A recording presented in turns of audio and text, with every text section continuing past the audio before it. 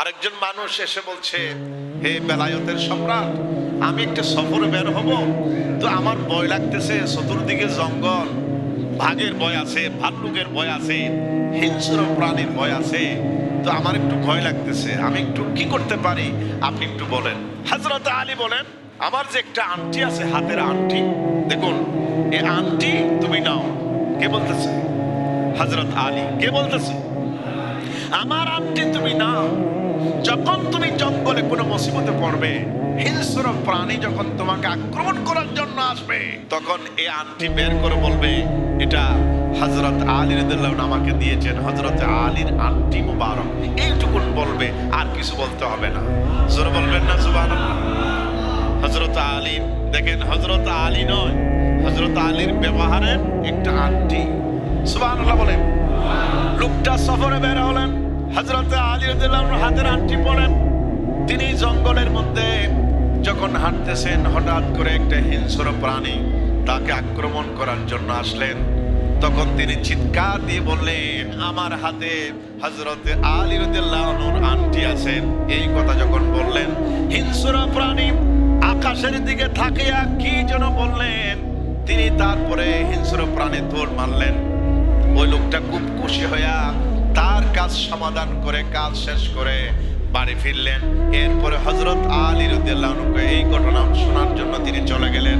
হযরত আলীর সামনে গিয়ে বলেছেন, আলী, আমি যখন সফরে বের হলাম, আপনার দিয়ে আংটি নিয়া আমি এক মুসিবতে পড়লাম। হিংস্র প্রাণী এসে আক্রমণ করার জন্য, আমাকে খেয়ে ফেলার জন্য এসেছিল।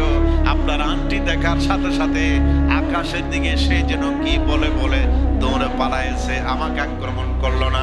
জোরে বলেন সুবহানাল্লাহ। সে আমাকে আক্রমণ না করে সে চলে গেছে, আকাশের দিকে কি যেন সে বলেছে। হযরত আলী বলছে, সে আকাশের দিকে তাকায়া কি বলছে, তুমি কি সেটা বুঝেছো? হুজুর, আমি সেটা বুঝি নাই, কিন্তু আকাশের দিকে তাকায় সে যেন কি বলছে আমি শুনেছি, কিন্তু বুঝি নাই। হিংস্র প্রাণীর ভাষা, পশুদের ভাষা হুজুর আমি বুঝতে পারি নাই। হুজুর বলেন সুবহানাল্লাহ।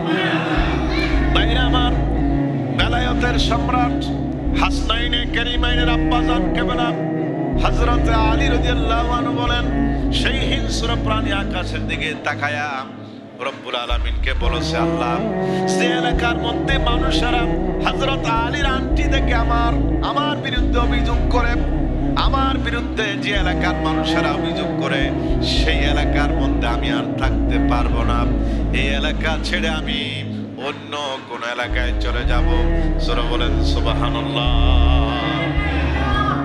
যে এলাকার মানুষেরা আমার বিরুদ্ধে হযরত আলীর কাছে অভিযোগ করে, হযরত আলীর আংটি দিয়ে আমার বিরুদ্ধে হযরত আলীর নাম নেই, সে এলাকার মধ্যে আমি আর থাকতে পারবো না, আমি অন্য কোন এলাকার মধ্যে চলে যাব। জোরে বলেন সুবহানাল্লাহ। তাহলে তিনি হচ্ছেন সেই আলী, বেলায়েতের সম্রাট, পশুদের ভাষাও যিনি বুঝে।